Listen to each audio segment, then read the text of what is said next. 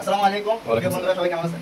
আজকে আপনাদের জন্য নতুন একটা টিপস আনছি। যে টিপসটা হলো যে অনেকে আর একটা কমেন্ট করে যে আসলে আমরা প্যান লোডাউন ফ্লাশ করলে আমাদের পানিটা খুব স্লো যায়। তো স্লো যাওয়ার একটা কারণ থাকে যে যারা এই যে প্যানের মধ্যে যে পাইপটা দেয়, লোডাউনের যে পাইপটা ইনফেক্টটা দেয়, এটা অনেকে ভুল করে। ডাইরেক্ট পাইপটা ভিতর দিয়ে দেয়, ওই ছিদ্রগুলো পাইপের মধ্যে বদলে যায়। তো যারা এরকম ভুলটা করেন তারা এই সিস্টেমটা করে নিতে পারেন। এই যে সাইড দিয়ে আছে, দুই সাইড দিয়ে সুন্দর করে কতটুকু কেটে দিবেন।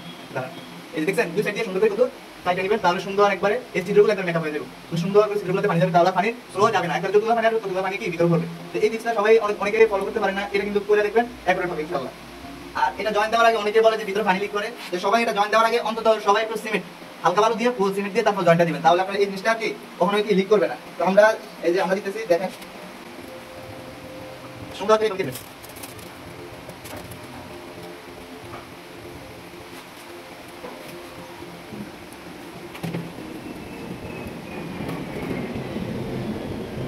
তাহলে আপনাদের আগে লিখে কোনো বানাবেন অবশ্যই মুখে এটা এভাবে পানি দিবেন, যেন মোবাইলে আপনি কিছু না দিয়ে অবশ্যই জানাবেন।